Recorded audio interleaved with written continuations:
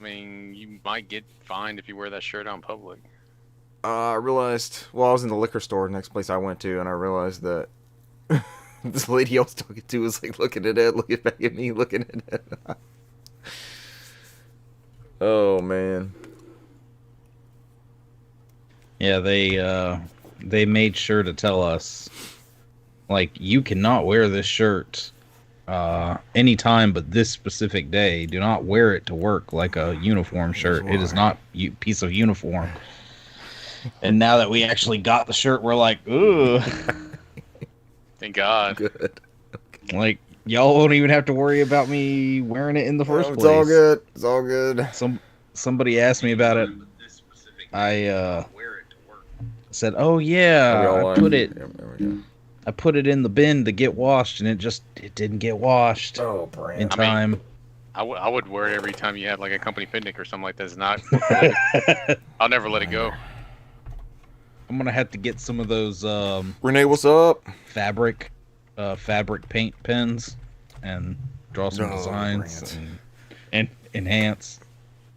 Buish says still sporting it, so I guess he at least understood the gist of the conversation. Buish Cesar was shown the design and had an assessment of it within 3 seconds.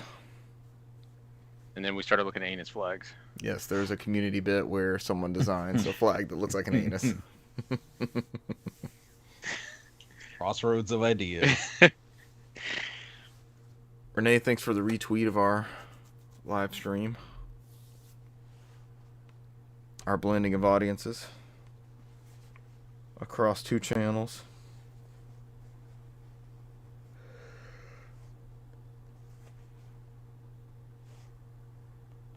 Oh man, I took a Cesar nap. I feel like $1 million. We just proud of Cesar. Should be. It's quality. Oh shit. We can get him one. It can be arranged. I was about to say there are probably some extras. I would wear it everywhere I go. Wow. That's deep. Did you hear friend of the show Mermy talking about how they wanted to put like a tower under it? They wanted to paint like a big old tower on the approach. Yes. An approaching tower, that would complete the... That would have been clutch. Yeah. Approaching tower. Would have been clutch. Mermy's not here or has not announced their presence. We can get him one that can be arranged. Friend of the show. Let's make it so. Make it so. Turn this page over in case I fever dream remember to write down an episode title. Not that the previous page was full of written down episode titles. Cesar, who we got on basketball tonight? The Braves are getting clocked. It's probably gonna be Cavaliers and Celtics, and the other team in the West, which should be, was it OKC and the Mavericks? Brant, there's your sports ball update. Yeah, go sports. Let's go. Put up more of those goals.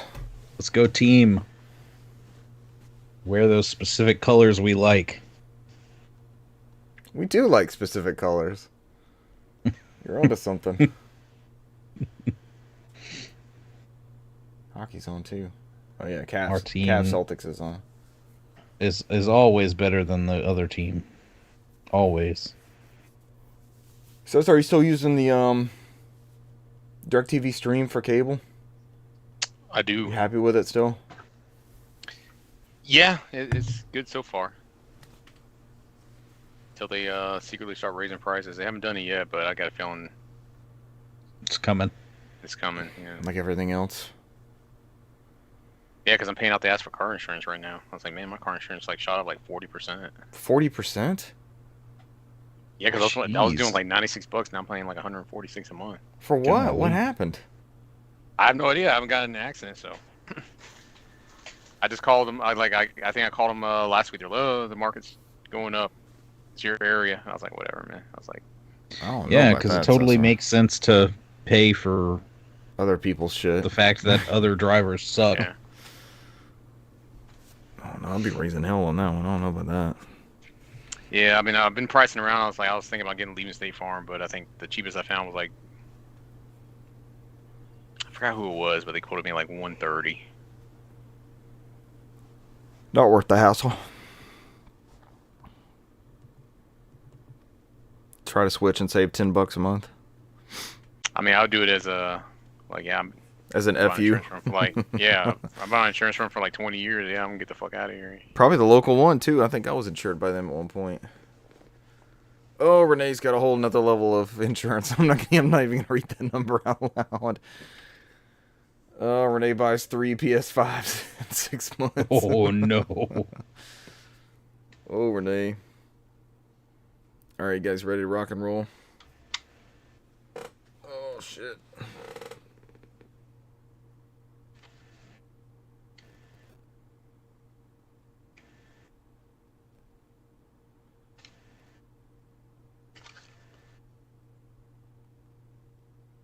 I wanna rock. So I guess the only way I can solve it, that way don't give me shit about in my area, is if I move to an area like Montana where I'm like the only person 100 miles. I'm like, there's no way. Then they'll get you for something Like, stupid. It'll be like a cattle. They were like, yeah, like we're raising it because your area. Like, how? I'm the only one in 100 miles. What the fuck is going on in my area? Who's crashing Tornadoes. in my area. Cattle. Renee's insurance based on zip codes. How many tickets and accidents happen in that area? Sucks. Pick a zip code in Montana. Should have gone to Montana. Wasn't that where Alan Grant was trying to get to in Hunt for Red October? I just wanted to go to Montana, see the farmland. That or it's a cabin in the wintertime in the Hateful Eight. Seeing that one too?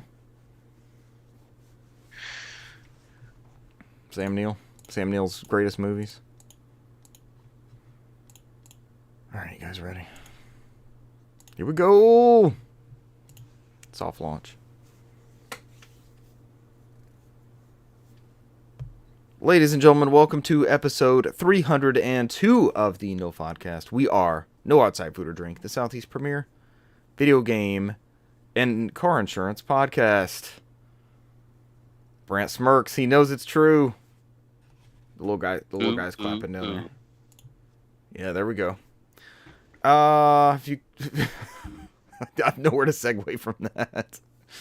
Renee got us on the car. Was it? No, Cesar kicked us off on car insurance. Renee was chiming in from the chat. Boy says they won't insure you, Renee.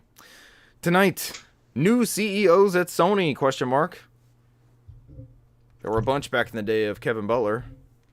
He was like the CEO of Blu-rays, the CEO of Fun Games. He had all different titles. Is it Kevin Butler? Is Kevin Butler back? Do we need Kevin Butler back? Maybe. I think it's time. Might help. It's time for a return. Can't hurt. He needs a redemption arc. Square Enix goes multi-platform, question mark. Were they not already? Assassin's Creed Shadows gets release date. Brant, that was a chance for like a new Assassin's Creed game. Creeps from the Shadows with a capital S.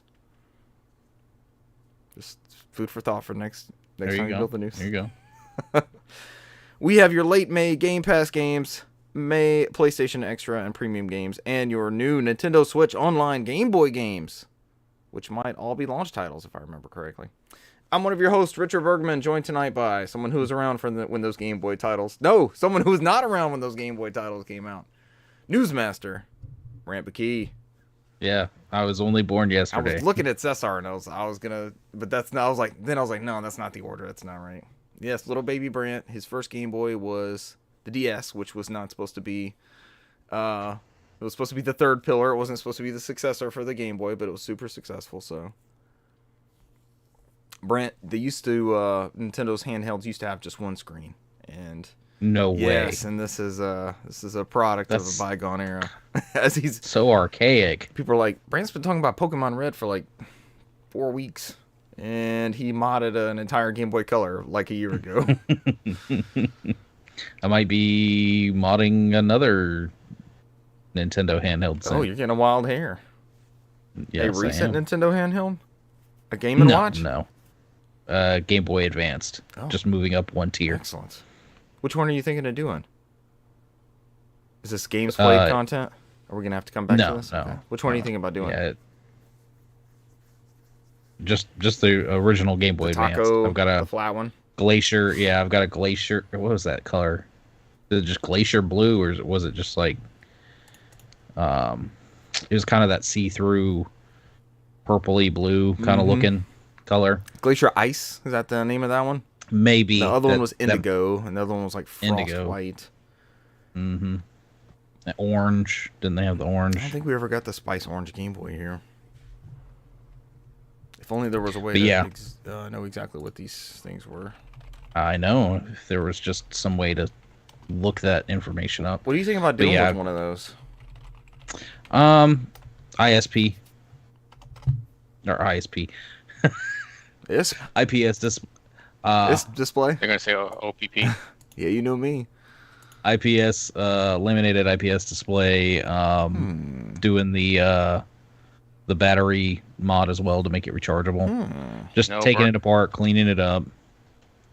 Find some way to put OLEDs in there. Oh, OLED. Find some way to put an OLED in there. I don't think they have an OLED mod yet. I did see somebody had an OLED mod already for Game Boy Color. It was initially available in Arctic, Black, Fuchsia, which is the translucent pink, Glacier, which is the translucent blue, and Indigo. I don't remember. So it was just Glacier. I don't remember seeing a black. Just a straight. I had a black Game Boy SP. Yeah. So I have several of these. So let me know how this goes, and it shouldn't be that bad. It looks pretty I straightforward. might be down for this. That other voice you heard in the background is none other than the other individual that was around for the launch of the Game Boy. Cesar Concepcion the second. Hello. Cesar, what was your first Game Boy? It was Arctic White. Your first Game Boy. Game Boy. It was Arctic White.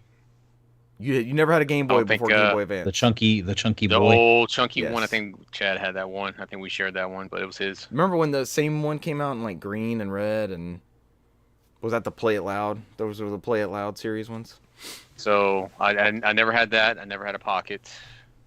I didn't think I got into Game Boy because I bought a Neo Geo Pocket Color before I bought an actual Game Boy.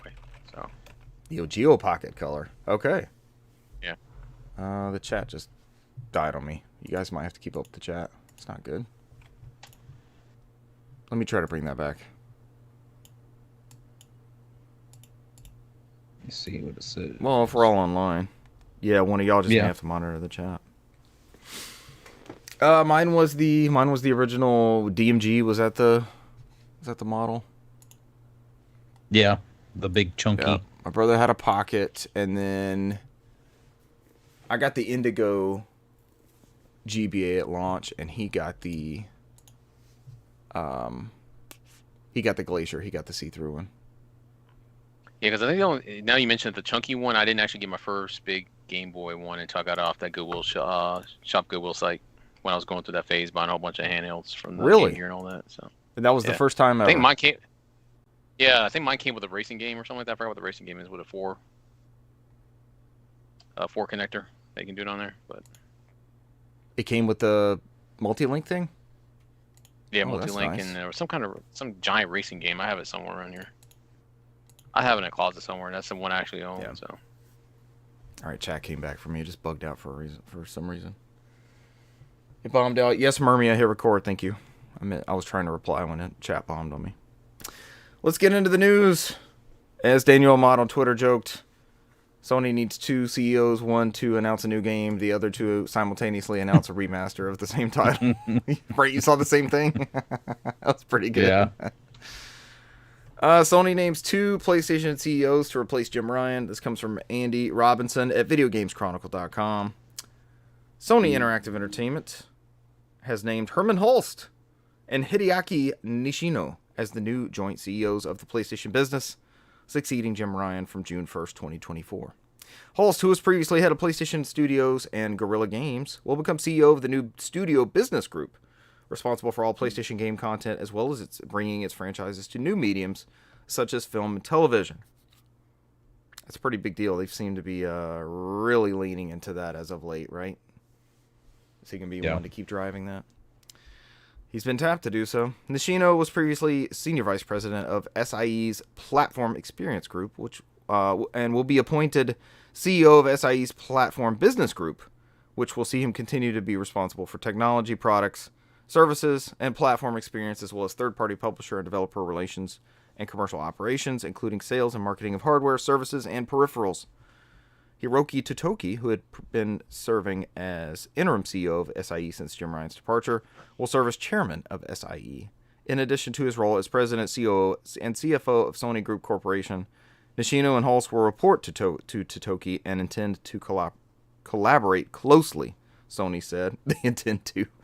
I like this as your leadership plan. Yeah, we're hoping they're going to get along. Like, yeah, they're gonna talk to each other a lot. Hopefully. Yeah. They're going to be hand in hand. A quote, the two leaders, blah, blah, blah. Hulst added, I'm thrilled to lead the studio business group and continue to build on our successful PS5 while preparing for the future. Blah, blah, blah, blah, blah. Updates. Jim Ryan. In his own statement, Ryan cited difficulties juggling his home life in Europe and work responsibilities in North America. Interesting. Is there any other takeaways from this one? This guy Hiroki Totoki, do we know what else he did beforehand? It says, it just says that Platform Business Group, Platform Experience Group. Someone sounds like Square Enix's business unit, creative. You talking about Nishino? Yes, I'm sorry, Nishino. I said that name wrong. Totoki has been there as the interim CEO. You're right, Cesar. I got those names mixed up. What did Nishino do before? Platform Experience Group, but usually it's like some other thing. Like they go into Herman Hulst's background as Guerrilla Games head, and then PlayStation Studios. This guy was just like Platform Experience Group. There was another story about they're investing in the top two revenue makers are Sony Music and PlayStation, so they're going to get the bulk of the investments coming up. Cesar laughs. He found something funny. No, just the Sony Music, man. Sony Music. Hey, remember when they had the PlayStation Music streaming service? Yeah. I mean, you know, Crunchyroll and all that falls under Sony Music, so. They do. They're under Sony Music. Yeah. And they're not under any like Sony Pictures. Not Sony Pictures. They're Crunchyroll and all their anime studios are owned under Really? Sony Music. Yeah. Interesting breakdown. There'll be some shuffling, I'm sure, as we restructure, reassess, realign. Next up, speaking of reassessing and realigning, Square Enix. They've been doing great, right? Their most recent game is one of PlayStation 5's biggest, most talked about games for many, many years. This comes from Chris Scullion at VideoGamesChronicle.com. Square Enix will make AAA games multi-platform as part of its aggressive new business plan.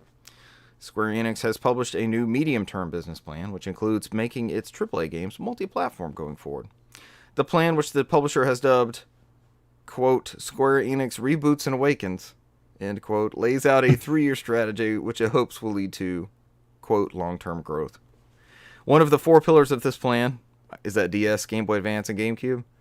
What's the 4th pillar? The Game Boy Link cable.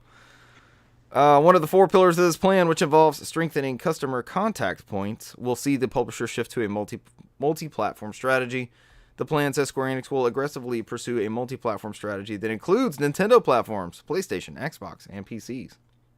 Those are the 4 pillars. Nintendo platforms, PlayStation, Xbox, and PCs.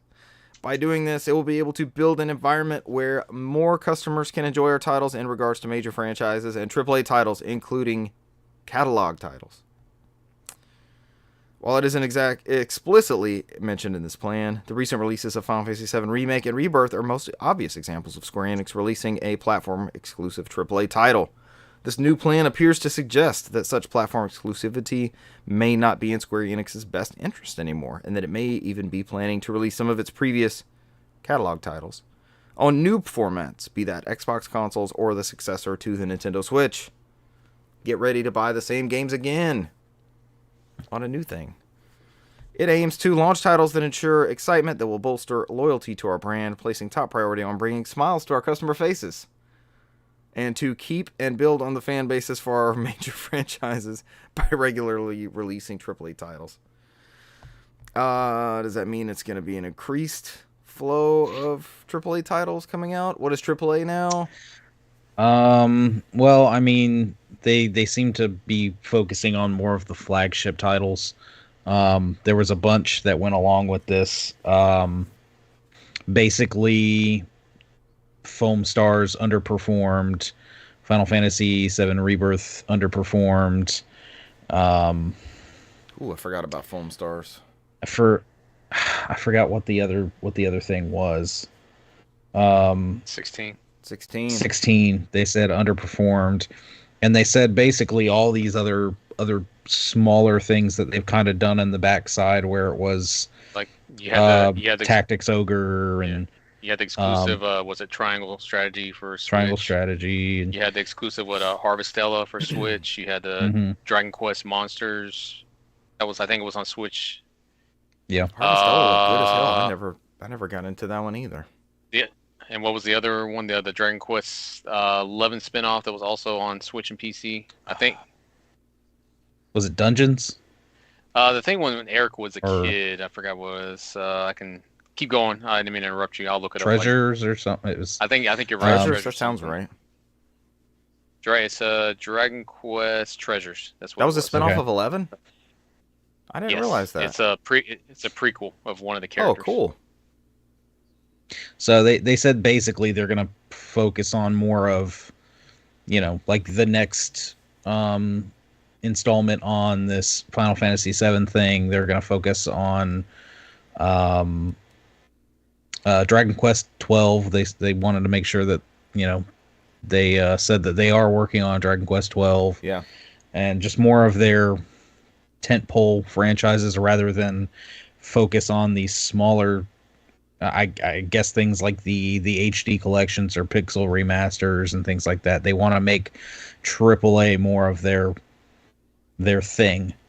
I know also they talked about, it's not in this article, but I know I saw they haven't announced how much of an impact it's going to have, but of course this new strategy involves what else but layoffs. Yeah. And they said it will be, I think, mostly in the North American and Europe branch, but it can affect any part of their game development, testing, IT, corporate. It just is across the board, but they haven't announced, like I said, exactly how widespread or how many employees they plan to lay off, or even when they plan to announce that. So it's probably gonna be pretty bad because they even said they were laying off their IT people. I was like, shit. Yeah, I did see that specifically. It's like IT support structure and stuff. It's like, damn. That's not good. I mean, layoffs are horrible, regardless of what division. But it's like this is hitting kind of the backbone of the network of getting this work done. I mean, and then to piggyback on what Brand's saying, everybody says it looks like they see how much Capcom's making money with this because Capcom did this already. So they've only remastered certain things like Phoenix Wright, but what was it? Capcom came out and said their main console is PC, and they were going to do a multi-platform on everything. And I would imagine Square is probably at some point going to come back and do the same thing and say, hey, our main focus console is PC because at this point everything runs like a PC and just pour it over to everything else after that. So Capcom's the strongest it's been in a while. Capcom's doing. I think great. that's why they're doing that, and I think that's what, like Brand is saying, they're looking at the AAA titles, and that's what they want to do is make those Capcom numbers of like Monster Hunter and Resident Evil, and everybody's begging for Dino Crisis, but I'm about to say, and they're looking at Capcom because Capcom I think they just reported that they had a record quarter. Yeah.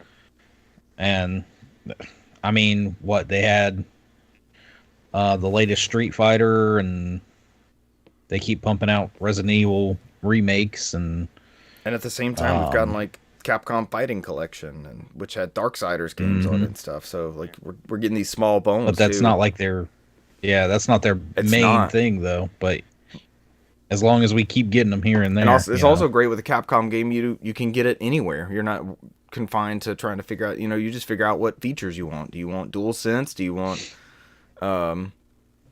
what's Xbox's damn download any version? You just buy one SKU, but I think there's pretty much parity across everything these days. Yeah, but it makes sense. I mean, a lot of this, Final Fantasy VII probably. We don't know what deal they made with Sony, but I mean that probably should have hit day and date with PC and Xbox. A lot of, if you look at, I think somebody had put it on Twitter about like the last 50 games that came out from Square the last 4 years. I think out of those 50, only 12 of them went to Xbox. I want to say it was like 43 went to. I think 43 went to Nintendo, and then 42 went to Sony, and I think it was like 18 to iOS mobile. And then I think all 50 were on PC, if I'm not mistaken. But I think 12 of those were only on, because if you look at what they missed out on, they missed out on like on the Trials of Mana. There's a lot of stuff they missed out on that's just dropping money. Because I mean, it's not like the old days where these consoles were unique and you had to develop them and it was difficult to develop for. They're just fucking PC versions. You just port it over. I mean, it shouldn't be that difficult. Because people's like, well, it doesn't sell enough. I was like, I'm not a game developer, but I imagine you'll have to sell piss poor. It doesn't have to do gangbusters, is what you're saying, to make it legitimate for that on that version.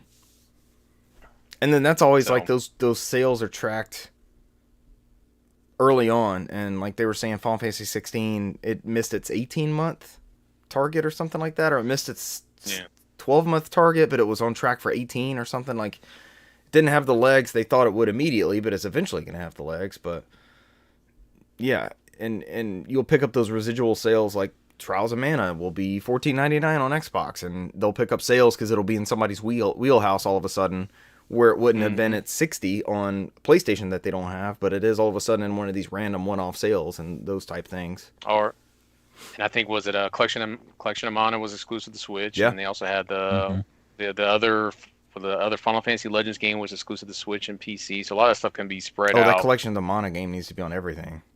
I would buy that again on PlayStation and PC. I would support that collection. So some of that stuff would help them if it spreads it out. So I think, like I said, I think they look at what Capcom's doing, like Brant said, and they're like, yeah, we want that. I won't be surprised that Namco at some point will do the same thing and drop a lot of these anime titles they've been doing for budget. So, I mean, we got. I think they're the only ones doing these weird anime budget titles. So Capcom stopped doing this. We got Klonoa from them across everything. That was awesome. Yeah, that was day and date too. I think everything with varying. Yeah, Namco's doing day and date for everything. I'm trying to think of what is our AAA at Namco outside of Tekken, right? Soul Calibur? Do I say it? What is Soul Calibur now? They're so undecisive on that, but I can't think of another pillar. What's another pillar Namco that they come out often that keeps them alive? Right? Gundam games. But shoot, the last Gundam game they came out with, what was that? Right?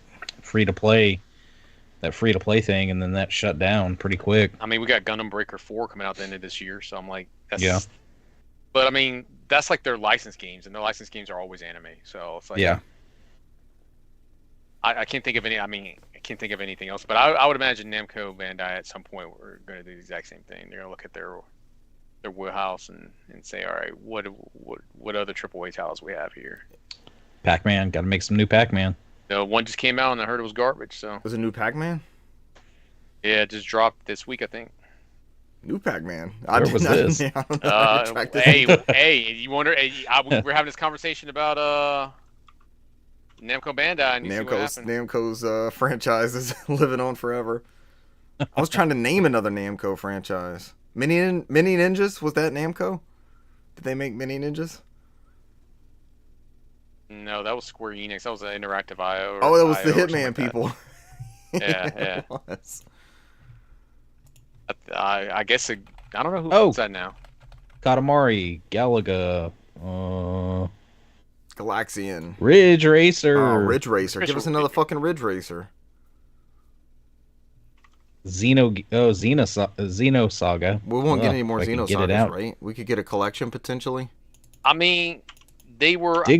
I think the problem with the collection, because the collections were on the PS2, and they could never get the rights situated with Nintendo, because Nintendo owns part of the rights when they bought Right. Monolith. The rights are split between them and Namco. So Hey, if you like Xenosaga, Dig good dug. news, Nintendo fans. You've been enjoying the fruits of that labor for 15 years. I just read a review on this A Pac-Man new game. Pac-Man game? How did this sneak up on Yeah, us? We're the video game podcast, and we're not aware. Well, I mean, I saw it in the PlayStation store that it was coming soon, and started seeing reviews. Ace on Combat. Give us more. Ace Combat, Give us yeah. more Ace Combat across everything. That last one came to PC, Xbox, and PlayStation. Here you go. It's called Pac-Man Mega Tunnel Battle. Interesting. Pac-Man Mega Tunnel. Is it a free-to-play battle royale with unlockable skins? It is Chomp Champs. Let's see. Chomp Champs. Point Yeah. Blank. Give us a new Point Blank game. It looks like it's based off this review is a retooled version of the Pac-Man Battle Royale that we played on the Switch. Oh, okay. After that one got pulled from the... What about a new Mappy game, guys? Don't we need a new Mappy? Mappy. I'll play. I love some Mappy. Yeah. Soul Calibur hurts, man. I can't believe I threw that out there. Mr. Oh. Driller. I'm sure they made a bunch of horse racing games, too. Oh, I forgot they helped out with some of those Nintendo arcade games, like the Mario Kart arcade, the Triforce board. Tekken's our bread and butter, huh? Well- That's all they got to do? I mean, I'm sure we're missing Yeah. something, but I think that's the only major release they've been doing. So, and luckily Tekken's done well, because I think Harada said he was worried about making that next gen only or current gen only. So he said their sales haven't been hurt leaving off PS4 at Xbox One. So I believe upcoming in news that new Assassin's Creed is dropping PS4 and Xbox. but I mean, I think that's why it plays so differently. I mean, I would love to say Tales games, but they don't come out with Tales games Tales. enough. So Can't believe I Yeah. forgot they Tales. want Tales to be They want Tales to be one of them, but I think that's it. I'm scrolling through all these. Dead to Rights. Dead to Rights is a Namco franchise. Yeah. Kill Switch. Bat and Kaitos along with Monolith Soft. Oh, yeah? Street Racing Syndicate for Xbox, PS2, and GameCube. I don't know. Katamari, that was a big Oh, one. oh. Yeah. All I know is we got that live news for Brand, and you might be pleased that we're finally getting a new PS2 game. What new PS2 game? Finally, it's not coming out this month, but it's Oh, yeah. I saw that. one of the. It might have been one of the ones you used to play. Star Wars: The Clone Wars. That's the Pandemic game. Yep, it Pandemic says the- developed. This is the first new PS2 game in like what they said 6 or 7 years. Really? On the PS4 series? On the PS4 store? Yeah. Interesting. Why that one? And why not? Did it come out May 4th? Is it already out? Seems like they missed. That's not out yet. What are they doing? I think it listed in the back end. That's how they found it. Oh, Somebody added okay. it in I there. was about to say they missed that window. Was that a good game? I loved all Pandemic's other Star Wars games on there. Battlefronts are legendary. Yeah. Hey man, they get PS2 working on there, man. Maybe we get us some ICO again. Yeah. Or some. Is that streamable on the PS3? Streaming? Ico? Think so. I think it is too. On the HD So, collection. so I there think is a way to. I think- you do have yeah. access to that potentially with is. that top tier PlayStation Plus. We just need you and Brent to fund that top tier to get access to it. I don't think y'all gonna do that though. Hey, Days of Play is coming. You never know. I'll just boot up the PS3 because I believe I have Ico downloaded onto my Yeah, I do hard too. drive on there. It is a a purchase hard of copy. mine. All right, speaking of the aforementioned Assassin's Creed games, someone tell me what this new Assassin's Creed Shadows is. Formerly Assassin's Creed Red. This is Assassin's Creed Shadows. This is the one that will take place in Japan, feudal Japan. Will launch for Xbox Series consoles, PlayStation 5, and PC on November 15th for, of course, $70. Pre-orders are available now and included bonus quest Thrown to the Dogs. And always, we have to have some other editions. They have a gold edition and a ultimate edition. Gold edition's up to $109. You get the base game. You get to play the game up to 3 days early access. Season pass is included. Bonus quest at launch, and 2 upcoming expansions. Well, the Ultimate Edition is $130, which is the same as the Gold Edition. Plus, you get the Ultimate Pack containing Skiki Ryu character pack, the Hideout pack, and 5 skill points, as well as Red Dragon filter in photo mode. Whatever the hell that means. I want 200 skill points if I'm paying that much.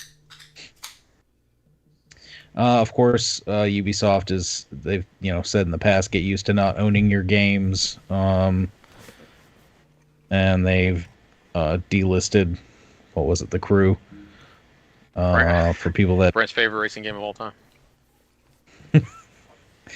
For people that already owned it and everything, so you can't play it anymore. Yeah, and the rest is just kind of going over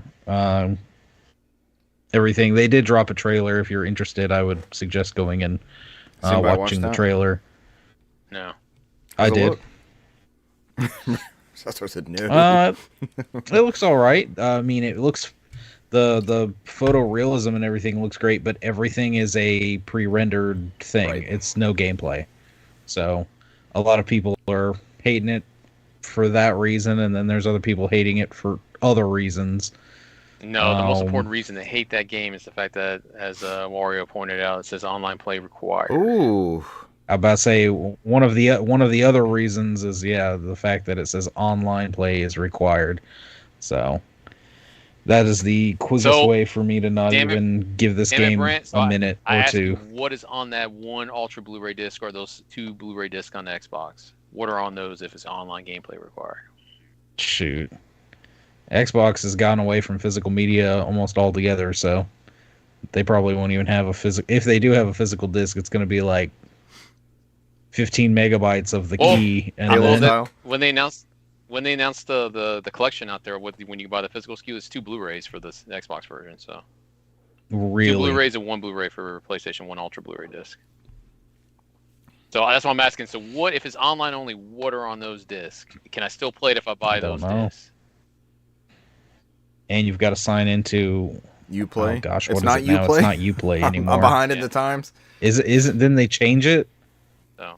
Didn't they change it from Uplay to like Ubisoft Now or Ubisoft? I can't remember what Ubisoft Plus or. Yeah, I can't keep track of this. Now it's Wii U Play. I know. Wii U Play. Guys, based off the highly successful U Play, we've got the next evolution. Wii U Play. Ugh. Did y'all really think that one through? It's not that great. The Gamatsu article doesn't talk about the online all the time thing. Has that been a new? I think Wario took a photo of the PlayStation Store listing. It says online play required before you purchase the game. Wow. Yeah. Did they? It's not on the actual physical copy of the game, but it's just listed on that one. So they said buyer. He's basically saying like a buyer beware type of thing. We don't know what that means. There's not even anything in here in the product description about multiplayer. It's just DRM for no reason. Not sure. Who knows? Because again, they didn't show any gameplay or really share much details. We need a quote from Mermy, noted Assassin's Creed fan. Oh, Assassin's Creed. Well, it used to be really, really good. I like who was it on somebody on Twitter was like, yeah, so go play Syndicate, because that was probably my last one I played that was really good. So Mirage was that opening for Mirage was really strong. Yeah, I was gonna say Mirage was not bad. Mirage was good. I think I would prefer Syndicate. Syndicate was a good time. Yeah. Really? I have Syndicate over here. I might Next actually have that one too. I even like the bit where they did the time and you jump into I think World War I, 1911. There's a time skip in the game. Is that the one with the brother sister protagonists? Yeah. Okay. It's actually very, very good. Yeah, it's probably the last old school, Hmm. old style Assassin's Creed. Let me put it that way. Not the new school, but I guess Mirage would be considered the old style. But it's the last old style one that I enjoyed. Mirage was okay. So I actually don't have Syndicate. This trailer for Assassin's Creed Shadows looks good. Yeah, everything looks really nice, but like I said, it's all pre-rendered, so see, there's not. my concern is, are we still on this fucking Valhalla thing? Are we doing this RPG thing, or are we doing the Mirage thing? What's happening? What is the here? direction So, of these gameplay experiences? And I'm guessing it's the Valhalla one because I think when Matt Pescatello listed out there, I think Valhalla was the high-selling version of Assassin's Creed. So I'm assuming, because I think Valhalla was number 1 and Odyssey was 3. So I'm assuming that's the route they're going to go. But that's the ones I have not enjoyed. So I'm like, I don't know. Were those, correct me if I'm wrong, were those the two that had 2 years worth of tail on the sales? Yeah, they weren't directly followed up with an annual franchise right after that, right? That was a 2-year window. Yeah. Hey, maybe that's what you need to look at. And then they're putting this one out a year after Mirage. That's cool and all, but I don't. Maybe Mirage's sales have fallen off. But then again, apparently I don't feel what the people feel because if Valhalla's the number 1 selling one, then it is what it is. Right, because they made it more mainstream and further away from what you thought made that franchise special. I mean, well, people like that daily grind stuff, so I don't. I like to just go to the store and move on. I mean, that would answer the live service part of this. Like, here's why it needs internet connection. You're always going to have a daily thing to do.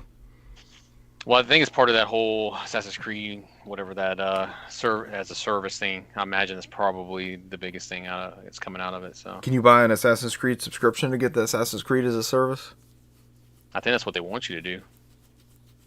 But you joke, but I think that's what they want you to do. Yeah, about to say one of the things the Ultimate and the Gold Edition had the season pass and everything in putting there. The SAS and Assassin's Creed.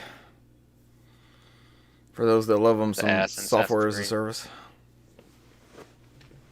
All right, November 15th. I don't like it when Microsoft does it. I don't like it when Ubisoft does it. So negativo. Game Pass games. All right, we're in our monthly update of titles here. Coming to Game Pass. Available today. Oh man, Hellblade 2 is already coming out. I gotta play through that first one. Available today, Brothers: A Tale of Two Sons. Coming soon. Just said Tale Two Cities. Tale Two Cities. Your favorite Dickensian Xbox book about brothers. Is it? Dive into that one. Coming soon. And these are all like May 15th, May 16th. These are like mid-May. We're in that cycle of the Game Pass stuff. Chance of Cinar. EEA Sports NHL 24. EEA. I think I put 2 or 3 E's in there. EEAA Sports. A little too many It's so E's. great. It's electronic, arts. Speaking of them, Immortals of Avian from EEAA is the next title. Man, that came to these services pretty quickly. I'd like to see numbers on that one, right? See how that did? One of their... They closed that studio. I don't think it's... Oh, perfect. Yeah, I was going to say, I don't think it did really well. And then the heavy hitter, May 21st. Senua's Saga Hellblade 2 on May 21st. Available day 1 with Game Pass. They're not really advertising that for some reason. Galacticare on May 23rd. Haunty. It's like Hawaii, but haunting with 2 eyes at the end. May 23rd. Moving Out 2. Highly successful follow-up to Moving Out 1. Humanity. That's Never Stop Moving Out. Yeah, we talked Moving about Out again. Humanity. That's the Enhance game. Lords of the Fallen. Wow, that's quickly to Game Pass also, I feel like. Yeah. Lords of the Underworld. Not Lords of the Underworld. This is the pseudo-sequel to that PS4, Xbox One franchise that also got a PS3 360 release. Am I thinking correctly? Lord of the Fallen? I think this one's the reboot because I remember the original studio left and then they did... What was the game they did? They're like, nah, we're doing something else. And they did the same thing, but they did like a different aesthetic. It's almost like Prey, right? They had to use Prey again and they had the name, so they just applied it to something else. Yeah, because it was supposed to be, remember, Lords of the Fallen Mm-hmm. 2, or Lord of Lord the of the Fallen 2, Fallen and then 2. they were like, no, new studio, Lords of the Fallen. So easy to keep track of. Yeah, that way, when I'm looking on the shelf, I'm like, Yeah, what? exactly. That's what comes back to haunt you in 10 years. You can't keep track of when it came out. Why do I have 2 copies of Lord of the Fallen? Fuck, I thought one of them was Lords of the Fallen. Shit. No, I only thought that was Lord of the Fallen 2. It wasn't. And then for some reason, it's like a fucking holy grail at the time. It's like $600 for a copy of Lords of the Fallen 2. Oh man, we're in the same boat. Firework on June 4th. They missed that release date by exactly 1 month. That should have come out a month after this. It's too soon. It's too soon. Rolling Hills on June 4th, and your DLC game updates are Vampire Survivors, Operation Guns, Minecraft 15-year anniversary, which apparently that was today because Minecraft was on sale on everything, and I bought a second copy. Yeah. So that should cut down some domestic disputes within my household. Having 2 cartridges of Minecraft on the Switch. Starfield update, May 15th. I read somewhere it includes 60 frames per second on Series X with this new update. Yep. Yeah. The people can finally stop whining. Yeah. So if you wanted some 60 frames per second Starfield, I have yet to check out Starfield. I wonder if Jeremy. I hope you like it, man. I hope you like I wonder if Jeremy ever dipped back in there. Jeremy was messing around with it for a while. He was collecting like everywhere he went. He's grabbing pencils or something. Yeah. I mean, I tried, man. I put like 3-4 hours in it. I was like, I just didn't. But you've never really loved the Bethesda style RPGs, right? I mean, I put a good bit of time in Skyrim, and then I think that might be it. I don't think I've actually given any of them a fair shake outside of Skyrim. I played a good bit of outside Fallout. Skyrim and Starfield. I gave Starfield a fair Did you? shake. I didn't like the opening. I was like, let me keep going. I hear the opening's really weak, and they're known for great openings. Like you're instantly in action usually. The Skyrim opening was amazing. So, yeah. You're on a cart as a prisoner, waking up, getting ready to be executed, and then all hell breaks loose, and it's one of the best openings in games ever. And they have yet to, for some reason, they set the template, and nothing like that since. And I heard Starfield is painfully slow to start with. I'll just let you and Brand play it and painfully tell it over here on this podcast. I wonder if I need to try Starfield. I wonder if we ever went back to it. Hey man, it's put on my backlog with everything else. At least it's a digital backlog. It's not physically taunting me from said shelf like Lords of the Fallen 2. I would just rather just watch Weish just stream. I would love to watch Weish play Starfield on Twitch. He should do so. Game Pass Ultimate. You also what we just call it Weishfield or something like that. Weishfield sounds good. Star Weish. Star Weish was right there. We'll go with Weishfield. Now at 60 frames per second. That's the kicker. Star Breach with for 60 frames per second. Why not Star Weishfield? Star Weishfield, yeah. Somebody's like, why am I watching like a lawn simulator? What the fuck's happening here? Why am I Boosh in the field? Boosh in the field of stars. Just like the police sing about. Oh, more Game Pass Ultimate stuff. Minecraft. It does sound like a lyric this thing was singing about. Yeah, you're right. 500 mine coins. Claim 500 mine coins. Spend them on epic adventure maps, skins, add-ons, and more imaginative content. How much does 500 mine coins get you? Do you know? I don't know the currency or how the inflation would affect mine coins. So yeah, the conversion rate, currency. If I spend $1 and I only get like 50 mine coins, I'm like, I don't know. That doesn't seem right. The Minecraft currency. Exchange. Yeah, I'm like, ooh, this not in this economy. Our Naraka Blade Point available now. Claim exclusive Xbox headgear, new season treasures, legendary skin trial bundle, and more in the new perks bundle. Did that ever take off? I don't hear anybody talking about Naraka ever. I mean, I've seen people stream it, and I've watched maybe 15 minutes of it, and I never had interest, and I dropped off. I've never seen people do repeat streams afterwards, so gotcha. I don't know. One and done with Naraka. I can't comment on it because I never tried it. Yeah. With my limited time that I have, I would just rather watch Renee stream the Rockably Point. There you go, Renee. on You have an Twitch. assignment. We should just keep. We got to give one to Mermy. We just keep giving people assignments of games that we do not want to play, but we're okay. Mermy with loves watching. Assassin's Creed. They might get into some Assassin's Creed at some point. I don't know. Stream if I'll do that. Assassin's That's fine. Creed. Mermy can do that. Assassin's Creed. Or are we I don't know if I'm assigning gonna ones play we them. don't want to play? I'm not gonna play Assassin's Creed. Brand might. You might. I'm not playing. If it's the Valhalla one, I'm not playing that shit. All right, Brant just over came back. We got to catch him up. Brant, Star of Leash I've been Field. listening. Don't worry. Yeah, I'm on board for Leash in the Field of Stars. Sounds like a Beatles song now. There we go. Yeah. Wishes in the field. Starfield of forever. stars. Mermy says she doesn't know how to stream games. Mermy, we will show you. I And don't it know doesn't how to matter. stream We're- games, and also I'm bad we at are- them. We are all I'm bad at horrible games, at except games. Maybe Brant. Yeah. Except for maybe Brant. Brant, that cat is gonna rip off your pop filter there, or bite it. Is that a new cat? The cat's wild looking. It's not a Oh, new okay. cat. This is Oreo. I don't see Oreo We've had very this often. cat. There.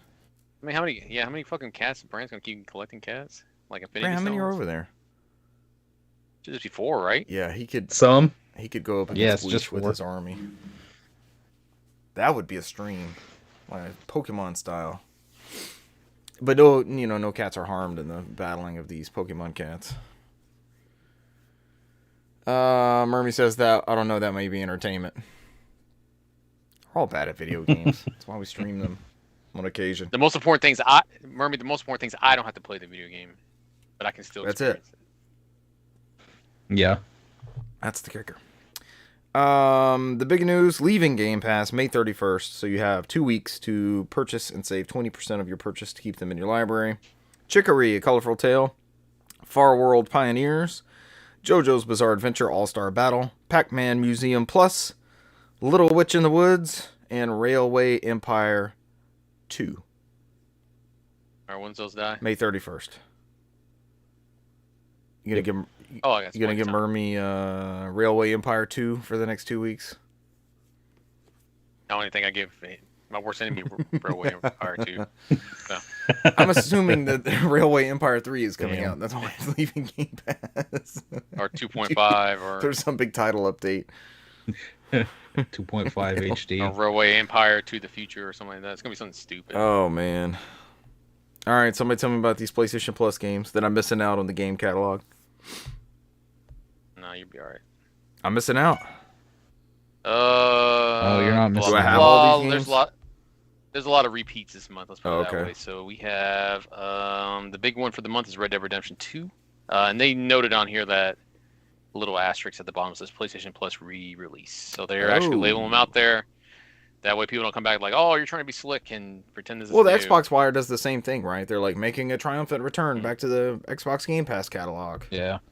Yeah, but I mean, people give the Xbox the same shit, man. It's just everybody's so hateful online. But here we go. So then Red you Dead have, was previously in there and pulled, so now it's back. I got you. Yep, it's back. And somebody in the comments was a lot of people in comments were not happy about it, and somebody in the comments is like, finally, Red Dead Online might get some new people to play on there. That's what they're then after, you have- right? By putting it in this service. Hopefully, right? Then you have Deceive Inc., which is PS5, going to cover the world's greatest secret agents in this multiplayer game of social stealth and Subterfuge. Disguise yourself as anyone to blend in the crowd, deploy high-tech gadgets to gain upper hand and extract a package before the competition takes it for themselves. No trick is too dirty when you work for Deceive Inc.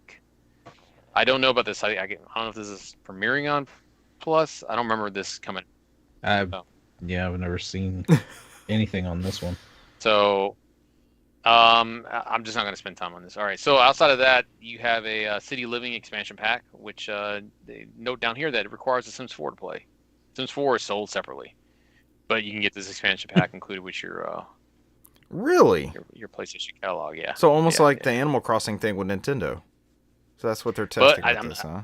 I want to say Sims 4 is free. The base Sims 4 is Okay, free. it's a free-to-play game anyways. So I think Yeah, I it think might it be. seems it sounds familiar. It- Then you I'm have sorry, at what age can one get into The Sims? Because I think my kids are not far from being prime Sims audience. Or maybe one of the older I mean, Sims. it might be fine with you. Yeah. Yeah, I maybe. mean, just the only thing is what the Wahooing. I think that's the only thing that's probably stands Makes out. sense. That's outside of maybe of just being that weird person where you put them in the swimming pool and remove the ladder and just let them swim themselves to death because they can't get out. Sick So like fuck. doing the so it's basically like a Damn. like a hitman God, simulator that's at right. that point. It is like it, man. So yeah, there's different ways you can kill them and stuff like that. It's like, oh, let me just put a like electrical outlets over here with water spread across the floor. So maybe So I've seen maybe like I've seen some interesting PG-13-esque. Yeah.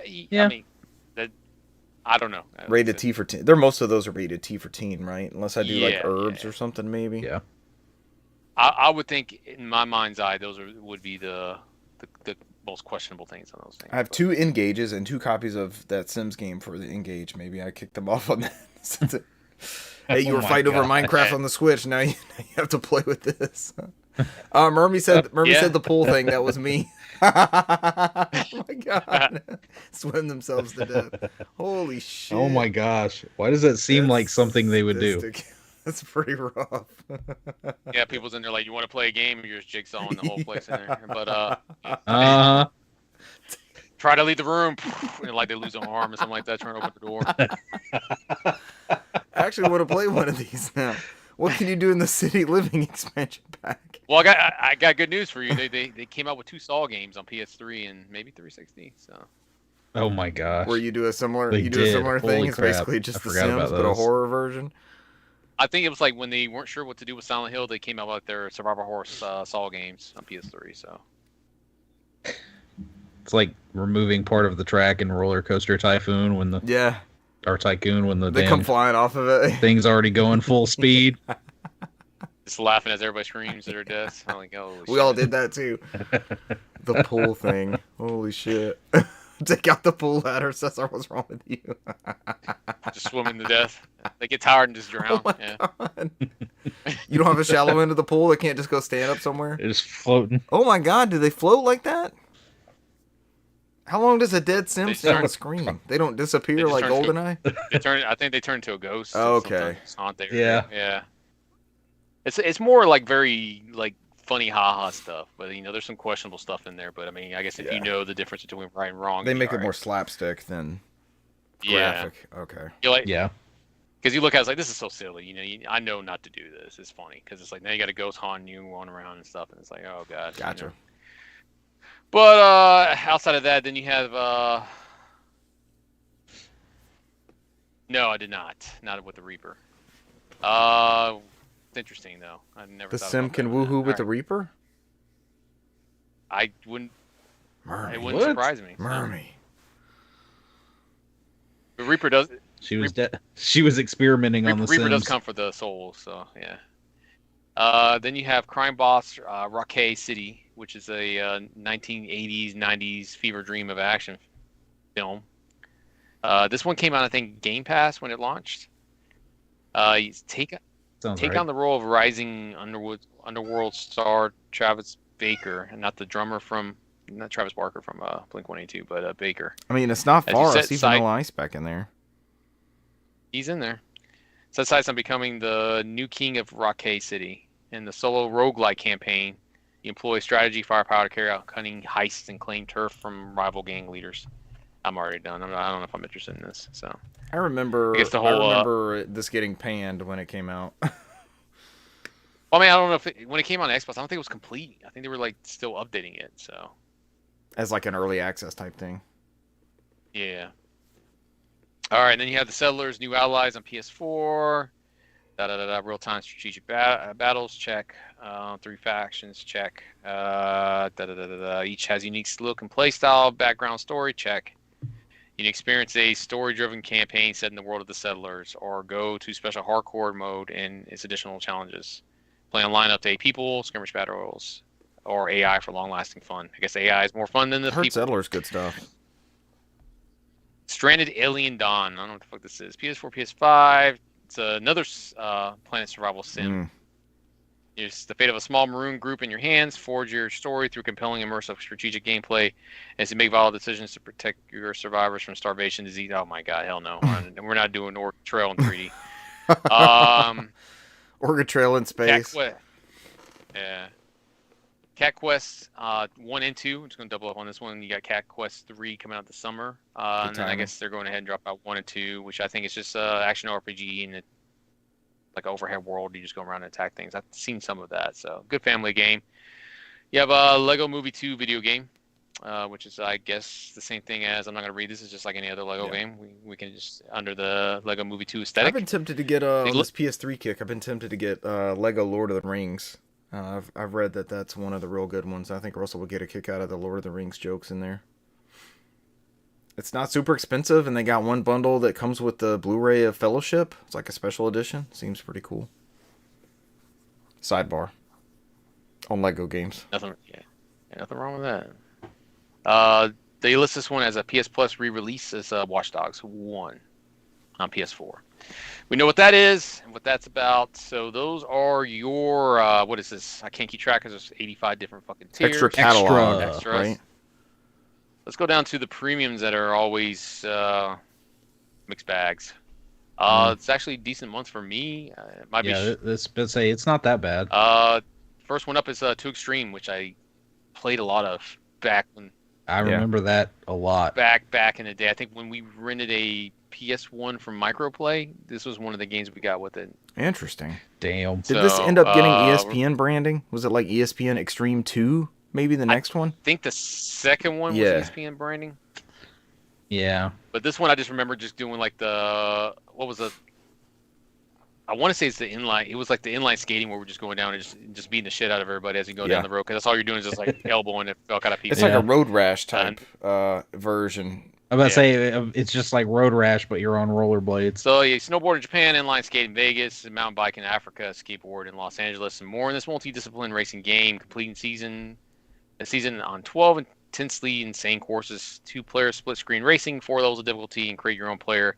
Make 2 Extreme a rush. Race 2 Extreme, first released on the original PlayStation. Hands up, it's all hands with all that good stuff. The next one up is the G Police, which I completely forgot about this game. Yeah. This was a PS1 game as well. This was like a Descent type thing, like a flying 360 style. Yeah. This one was really good. I didn't like the second one as much. Proud of the skylines and your weapons-loaded DSA cam-off gunship as a member of the G Police tear between and around and under obstacles like skyscrapers, bridges with 360 flight as you battle menacing rebel ships in the air and heavily armed vehicles in the ground across 35 strategic combat and flight missions. That's a Psygnosis game. It is Psygnosis. Yep.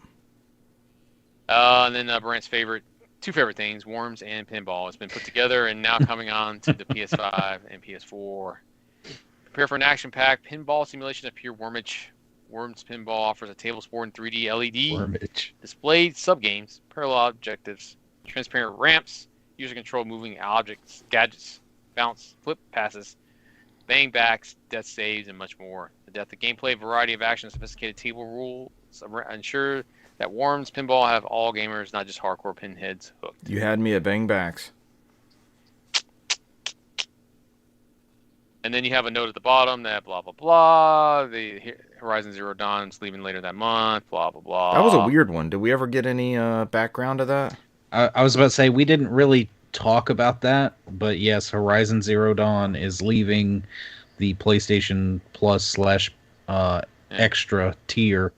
I guess the rumor is that for whatever reason, we may get a remaster of this as well. Yeah. An unneeded remaster. Or a collection with both, maybe?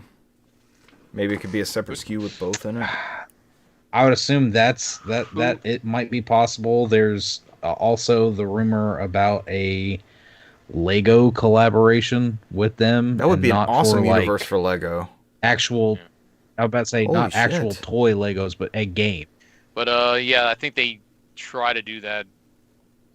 Like, it doesn't mean that a remaster's coming, because they were like, hey, just let you know we regularly take shit out, and they just happen to call out Horizon Zero Dawn. But out of all things, so it's like, I guess they don't. It's like their way of saying like, hey, we might. I mean, not denying that a remaster is being made of this, because it probably is, but it may not be shown at, this showcase. It happens all the time. It's all part of the show.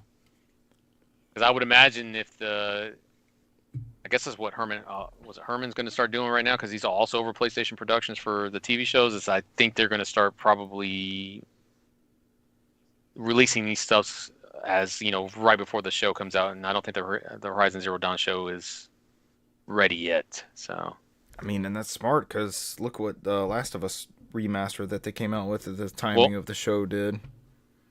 And as Brant pointed out there, a lot of us normal gamers have played this millions of times. I don't know if this would be for us, so I think this would be a smarter like, hey, this game's coming out, the show's coming out.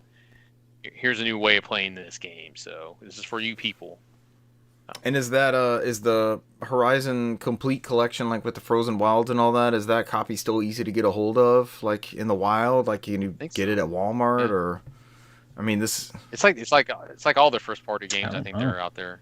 So we know how to find them, but like as far as what's represented at Target or Walmart or Best Buy or something like that, you're gonna want that brand new release to be out there in the store shelves, right? That's the thing that people are gonna be drawn to, and they're like, oh yeah, the TV show. Look at the success of Fallout. I mean, there were other successes before Fallout, but Fallout has been huge, right? Between Amazon Prime and it's like it was like the number, like it shot up the charts on all consoles and PC and everything. So like that's why you look at Holst and what he's doing. That's why they put him over PlayStation Productions now too, because I think that synergy is what they want. So we're going to see a lot of unnecessary remasters coming, but it is what it is. So because I wouldn't be surprised we get a remaster of the first reimagining of God of War when that TV series comes out on Amazon. Oh. Like a native PS5 SKU for God of War 2018. Yep. Yeah, I see what you're saying. I would not be surprised. So that's what I said. I expect it. So at this point, it's a new audience. That as these new consoles come out, we're 4 years into this one, but just because we have access to it or may have the old copy doesn't mean that that's not going to get market share right there at Walmart in the game section or Target. I mean, it's probably low costs and hopefully additional forms of revenue. So like, it might be like $50 million to port it over, maybe my guess, and then you maybe be triple that back. So I mean, use that. It's like the whole Xbox method. I mean, use that money you make back on that to fund newer games. So. And I remember that argument back in the day. It's like we don't want all these. We want new IPs and all this, that, and the other. But you still have to make money to get to that point. And if the gambles on the new IPs are failing, then you have to go with the source of revenue that you can pull off, and Nintendo's been doing that for years, right? Yeah. And because my argument is they know what they're doing. They don't. Not everything has to be fucking 4K. So that too. Nothing has to be top of the line. I mean, look at Starfield. We got the 60 frame per second update almost a year later. That's fine. Put that shit out there. Starfield last year or 2 years ago? September of last year, I think. It was last year? And then, yeah. Damn. And then, like, put that shit out there to get new people in there. Like now, people come out. Now I'll play it. You know what I mean? You get those new depth of players in there. So. And people are gonna burn up Fallout. Like, what else did they make? What I would love one of these in space. So, it's gonna segue into that same market. But I'm assuming they're all gonna figure it out and try to figure out stuff like that. So I don't think the 4K bullshit and 120 frames per second is necessary day one. They'll cut down a lot of these costs so they don't start shooting for. I'm okay with that too. So. I'm okay with that too. As somebody with a top of the line TV that takes advantage of all that stuff, if we get more games more frequently that run better right off the rip, I'm also okay with that. That's why I'm hoping this AI thing takes off on all consoles. That way we don't have to sit there and look at the fucking 4K 120 version. Then wonder why. Oh, how come they're closing the studio down? Because they didn't make it. Yeah, because they spent like $400 fucking million to make this game, and nobody bought that shit. Yep. So what do you expect? And now they're shuttered. All right. Last but not least, in news, announced today, new Nintendo Switch Online titles. I heard nude. That was announced yesterday. I'm sorry. Yes, new nudes announced today. And you said in bio, you fucked new up. Nudes in bio. Oh boy. This is, of course, I can't even segue from that. This is, of course, Alleyway, Baseball, and Super Mario Land. I believe they were all 3 launch titles. Yes, I was amazed that Super Mario Land wasn't. They didn't already have that one. That's crazy to me. They had 6 golden coins. They'd been calling. Yeah, I just assumed it was on there. I don't Yeah. know if that goes to show me that I don't actually go in that fucking Game Boy app and look what's on there. Yeah. People have been asking for the original Mario Land. I would So. argue the Japanese release was the better game. Yeah. When are we ever going to get that game translated? Cesar is, of course, speaking of for the frog for whom the bell tolls. Yeah, it's not that bad. I don't think there's any kanji in there. I mean, if you know katakana and hiragana, you'd be fine. One of the characters, Prince Richard, made it across to Legend of Zelda: Link's Awakening. You end up getting some golden leaves for him at the villa. He's a character in this game. And there's frogs jumping around inside. When you go in his hut, there's like 20 frogs jumping around. It was a cool crossover. And I didn't know until like 20 years after that that's where that connection was from. Yeah. I mean, some of those levels are like, I mean, some of those areas are like straight from Link's Awakening. Oh yeah, they share a lot of DNA there. Brent, you didn't know that till now? That's where he comes from. That's where all those I didn't know that. He was a crossover, and it was just this character named Richard. And there's a Richard in Zelda. I'm like, oh hell yeah. And he's a crossover from a Japanese game we never got. What is that exact title? I always trip up on that. For Frog for Whom the Bell Tolls? Yeah, it seems to, because I thought it was a Metallica song. I had to look at it twice. I was like, or a Hemingway novel. I'm gonna get this right. I'm not gonna fuck this one up. Because Kairu no Tami ni Kane wa Naru. Cesar? I need to see it. Hold on, where is it at? I googled frog whom Bill tolls, so I did not get. Smart. I was saying it properly. I put in frog who bell tolls, and it puts for whom the bell tolls. There it is. All right, hold on. You already know. Intelligent Systems, Nintendo and Intelligent Systems, 1992. Kareru no tame ni kane wa naru. The game name is based on the novel For Whom the Bell Tolls by Ernest Hemingway, not the Metallica song. But of course, as Cesar mentioned, if you do have access to the Nintendo Switch Online for the US, if you have a Japanese account, you tie that to that, and you also have this game, so you have access to both libraries. I would like if they made that a little more streamlined on this next console, as we're talking about like wish list things. I mean, Richard, it says right here in the Wikipedia page in 2011 an English fan translation was released, so you can probably play it on some way you can play it. There you go. On my Wii. On my Wii U Play. On your official copy when you apply the patch on there, not on a deck that Steam comes out of. That Steam comes out of. The Steam-powered deck. Shit, the way the Etsy sellers and stuff are now, I could probably buy a fucking Game Boy cartridge with the patch on it and just play an English copy and play as good Lord intended. I got it. I got the NES visual novel with a patch on there on a Famicom cartridge. So the exact same thing. Yep. I bought Secret of Mana. What is that? Seiken Densetsu 3 was 2 Secret of Mana? Yeah, Seiken Densetsu 3 was Trials of Mana.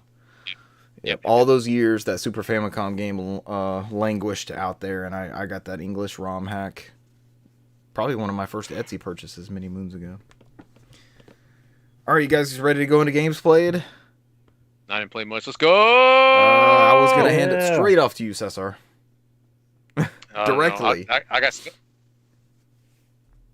So, I'll go over my games played before, but since we got stuck on Metallica, Richard, if you ever get a chance to watch...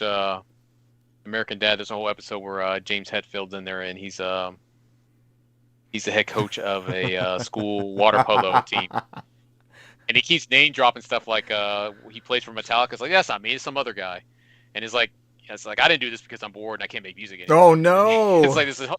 So it's like it's a whole bit until he gets inspired, and he's like, "Yeah, I'm going back to play in front of this audience. I'm quitting this job." It was James Hetfield. He just had to get inspired by being a water polo coach. It was a whole bit. Yeah, he was a water polo coach. Yeah, and just screamed out random Metallica like lyrics every so often. Did anybody like their new record, the one that came out a couple months ago? I don't know. I didn't really catch on. I listened to it. I haven't really liked Metallica in the last maybe almost 10 years, probably. Yeah, and this one, nothing really grabbed me like, this is awesome, keep listening to this over and over. I gave it 2 playthroughs and was like, You did more than I would have. I'll give it 2 runs. Uh, After that, it's I'm trying to look up the game for whatever reason. It escapes my mind that I played. So if Brant wants to go, that way we don't have dead air, and I will finish up after I actually did the research here that I'm supposed to have Frog done for ahead of whom the time. bell My bad, tolls. Brant. I have one games acquired to note. I guess I can throw that can be my contribution. Okay, you can do that. I mentioned having that Wii Guitar Hero game and not having any games for it. I was able to procure a copy of the Beatles Rock Band, so I'll be turning that over to the kids very soon. I need to look and see. Do y'all know if you can just plug one of the regular mics into the Wii? If it works that way with its USB ports, if you can just play. Because I'm thinking one will want a guitar and one will want to sing, and then they can just go to town. It might be that way because that was just a plain USB mic. I just didn't know if you needed a hub or something for Rock Band. I remember there being a hub, actually. I think I remember there being like a little hub thing for it. Because I had a Rock Band Live for Wii, I want to say, and you'd have to, for Wii. And that was the other thing is because you build up that meter and then you have to activate the whatever it is, like Superstar mode or whatever, where everything gets blue and highlighted. I think for the mic you had to like hit it like a tambourine, and I think there were even like tambourine sections where you were holding the mic and you had to like sit. So it might not just be a regular USB mic. You might have to look into that. Do some research. Because especially that Beatles one, I may or may not have back in the day. All right, here you go, Brant. Sailed on the high seas on the Wii that I had, and had several versions of Guitar Hero. I should do the same games. Thing. So yeah, I'm already in the Reddit thread, and before I go into what I played, all right, any standard USB mic should do the trick, is what they said. But then somebody comes down there for Wii, it has to be a Logitech USB microphone. It says some have gotten regular no-name USB mics to work, but I had an old Guitar Hero mic from like 360, not Logitech, and couldn't get it to work. I bet mine are Logitechs. All the SingStar ones are Logitechs. I have Logitech mics. So it should be fine according to what this guy says. Yep. Yeah, should be all right. Thank you for checking. Me real quick. Yeah, I had time because I had to write down the fucking name of the thing I played and I forgot. That's like I've been real busy with work the last couple of weeks. I've been doing a lot of overnight projects here. So I haven't really had much to play. I had time to play, but I think the only thing I did have time to play because it took me an hour to beat was Cyber Citizen Shockman. I think I played it on the PS5, which is a port of a game I don't think we got over here. I think we got the second one over here. It's a port of a game that was on the TurboGrafx 16. So essentially, it's a very Japanese game because he essentially loads up a world map and you have a scientist who turns you into a cyborg to fight a weird robot invasion. And it gives you like a map, and then he says like, all right, you have 18 days to save the town, and then I'll turn you back to a human at the end of it. And so each stage you go to uses up a day. So you have to I think there's 14 stages, so you have like 4 days of kind of like leeway, because if you die, then you have to repeat the day again. So it's all dependent. You have 18 days to beat the game, or it's game over.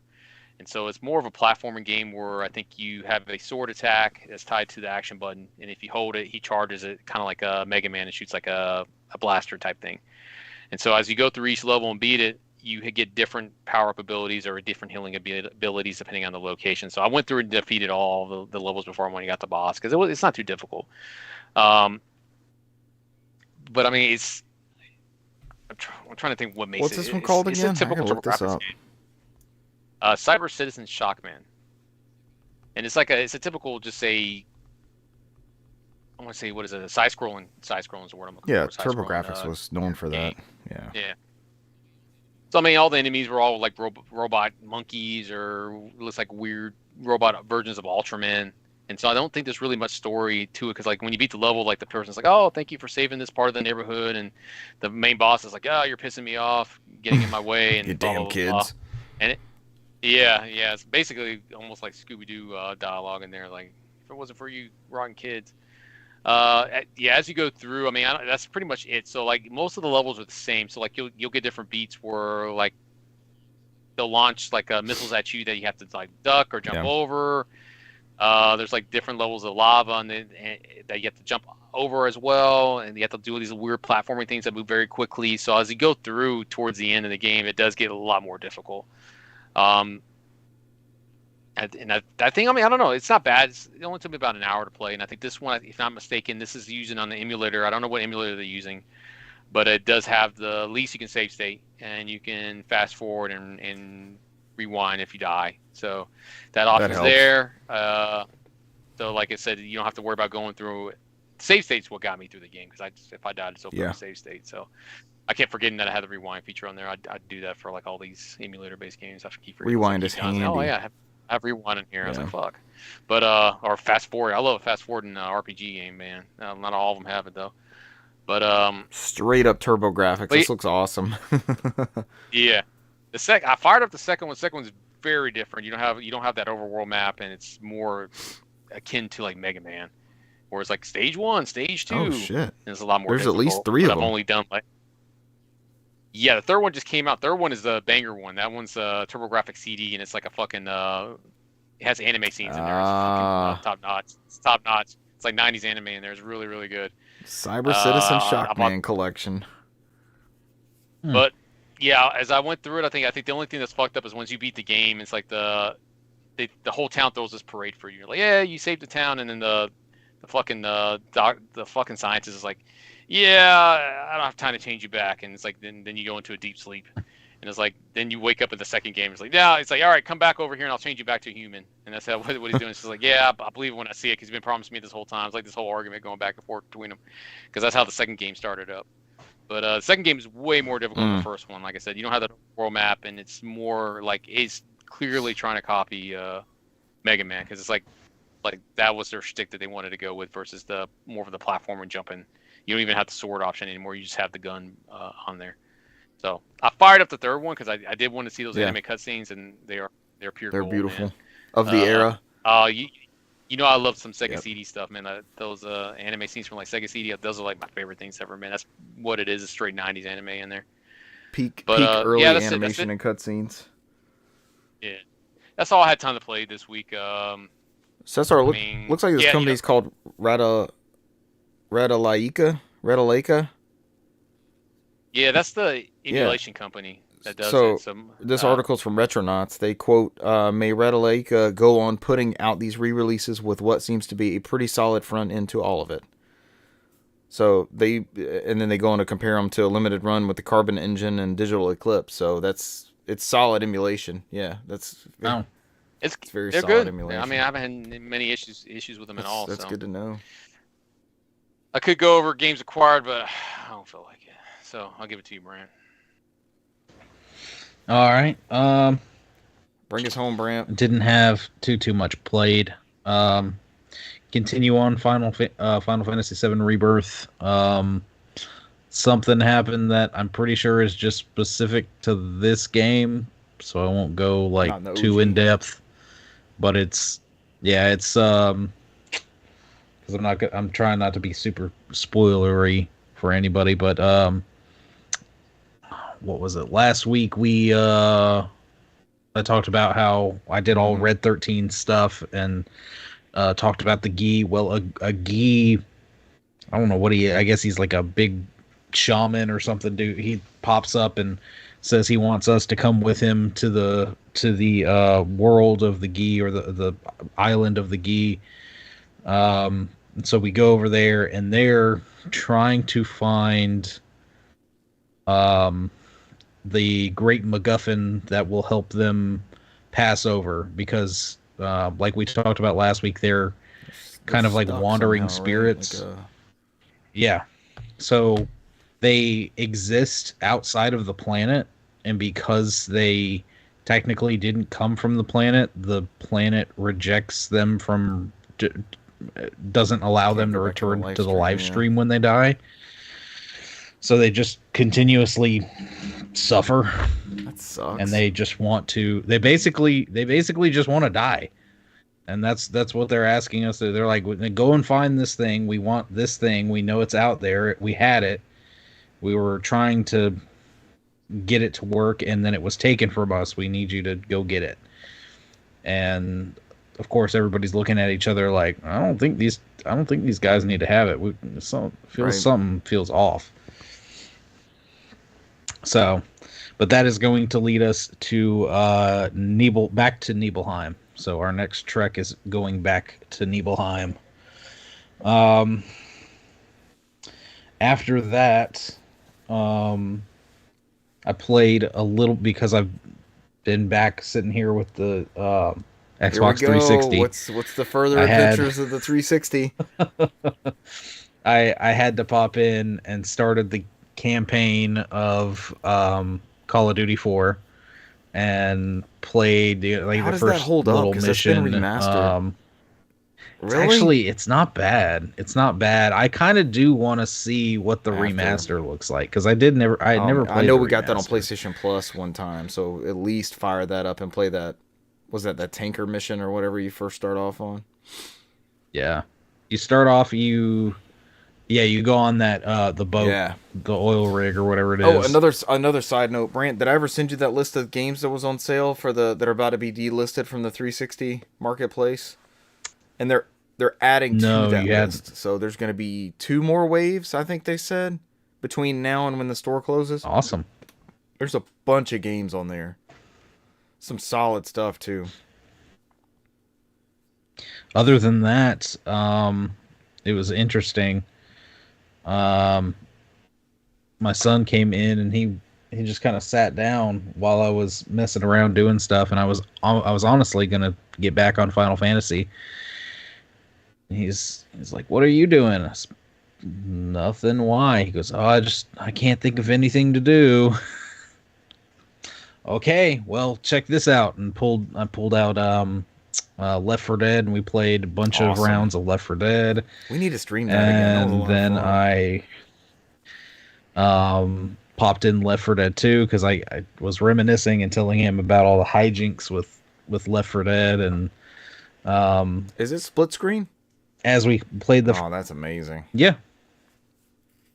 As I was telling him about it and playing it, I was just like, man, it's like we have to play 2 because it was like the dialogue in between the characters. There's a lot more dialogue. There's a lot more interaction. I was like, it's kind of breaks up everything and it's hilarious. And then I got to the point where I told him about the gnome because there's like the carnival level, and you can go and you can find the garden gnome. His name is Gnome Chopsky, and you have to take him and deliver him all the way, like take him throughout play the rest of the chapter with him. And, first he thought, oh, you just have to get to the safe room. I said, no. There's like 2 more levels you have to do after this. You have to carry him all the way to the end. I was like, and back in the day I did that. And pulled up the achievement, was telling him about, being infected and yanking people off the ledge and charging them, and then you get to be the tank, and and it was the game kept screwing us over. Both Left 4 Dead 1 and Left 4 Dead 2, Was it the game director? We kept director or the game. the game master. He kept every time there was several places we played in the direct path in which we had to go through because most of them are pretty linear to a point, and at some point in a lot of the levels there's like a specific way that you have to go through to progress, and there was at least 3, maybe 4 times that it literally set a witch right in the middle of the floor. Right in the middle. I'm like, are you serious? Because it just kept happening. I'm like, what is the game doing? Who were we playing with when somebody kept bumping the witch? We got into Left 4 Dead a couple years ago. Was it me, you, Michael, and somebody? Maybe Renee? Brent, were you part of those? I know Mike was in there. We've got to play Yeah, Left 4 those Dead. would be We have awesome to. streams. But somebody, like, I had never played it before this round. Like this, whenever we picked this up, Really? it totally passed me I back knew you in were the down. day. I know you were down laughing. We're just hanging on the ledge of Oh, the hospital. And you're like, help me! And They're dangling. then the tank just knocked you across and killed you. I'm laughing so hard trying to get the people to save them, and I got destroyed. But I was laughing so hard. And it wasn't only that. We would immediately back to back just get these and special infected, like immediately back to back. You'd get huntered, and then you'd get up, and then you'd have a jockey on your head, and then the hunters, you'd get up, tongue ones? and then those are the ones that would tongue. The hunters, the ones that leapfrog, and like jump on you fuck and start tearing you up. Yeah, fuck those You're guys. thinking about the smokers, the ones fuck that those like guys too. Yes. Yeah, choke you out. Yep. Damn. Oh my gosh. Left 4 Dead's good stuff.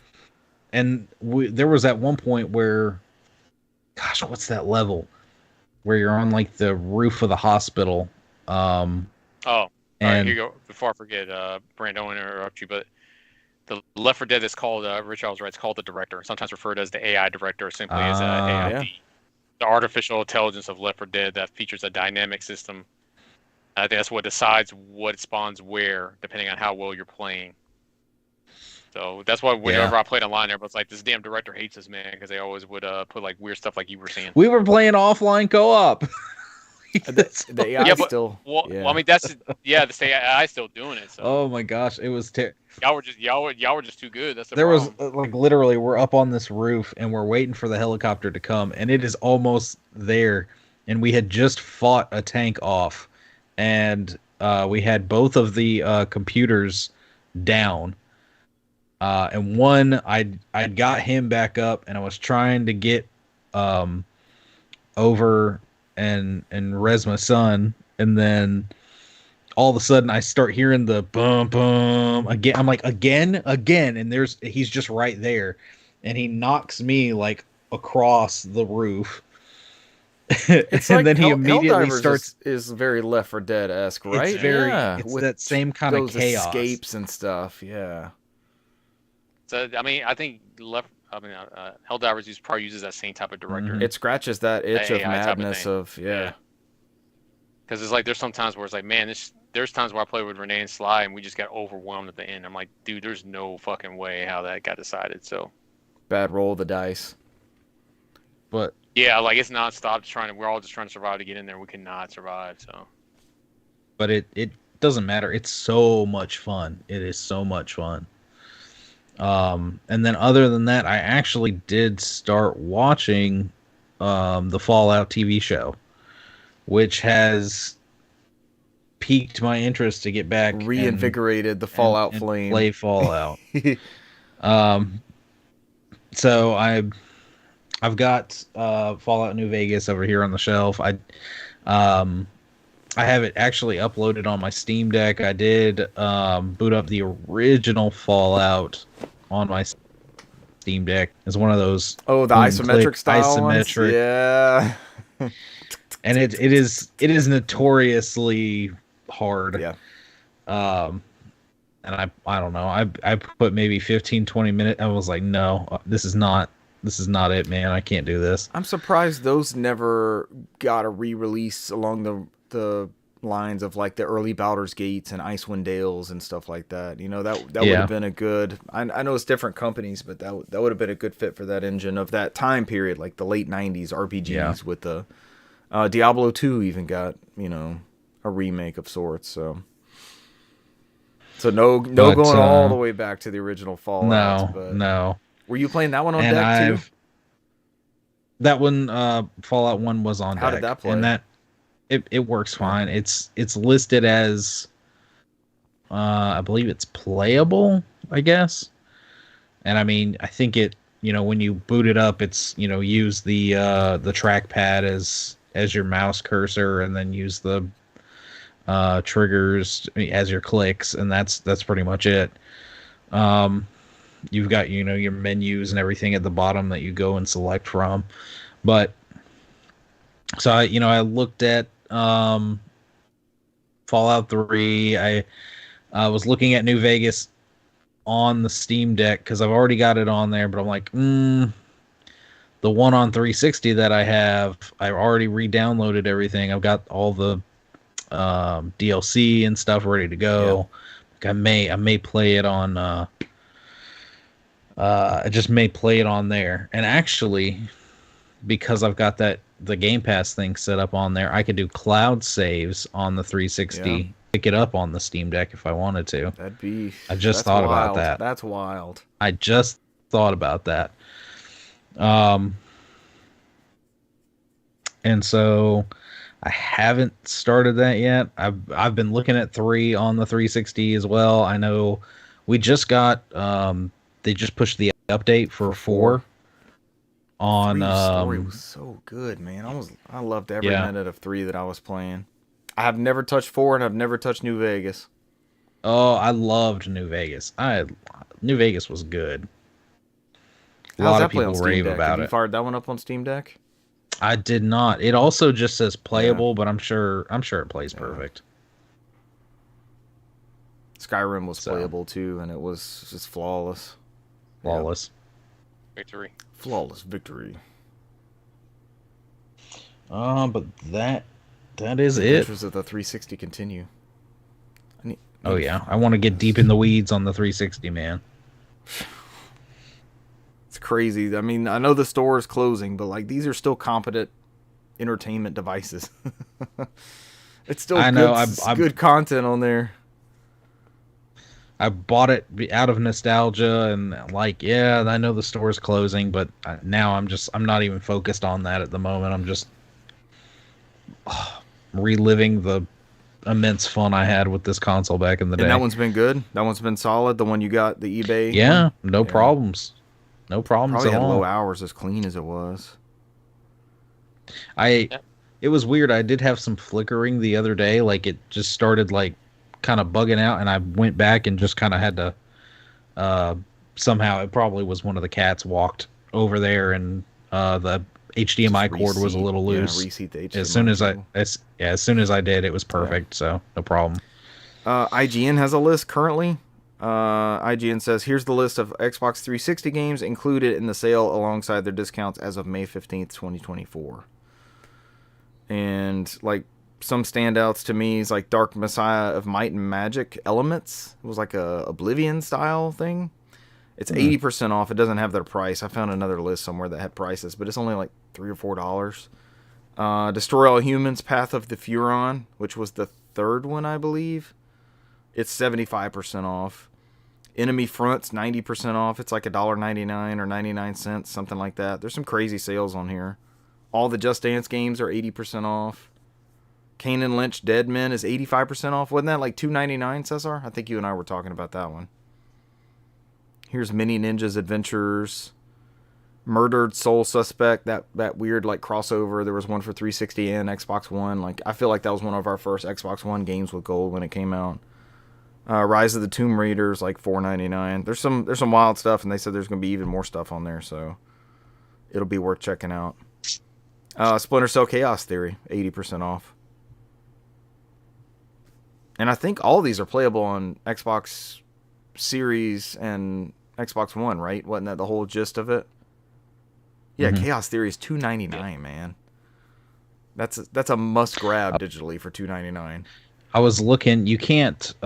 I don't believe you can buy it digitally, but Jet Set Radio Future, I believe, is 360 compatible. But that game, there's 2 different SKUs. There's a one with, is it Sega Rally or something? Interesting. It's a double disc, Sega Rally and Jet Set. And then there's just Jet Set by itself. And for some reason, that single SKU of Jet Set is $70-$80. What?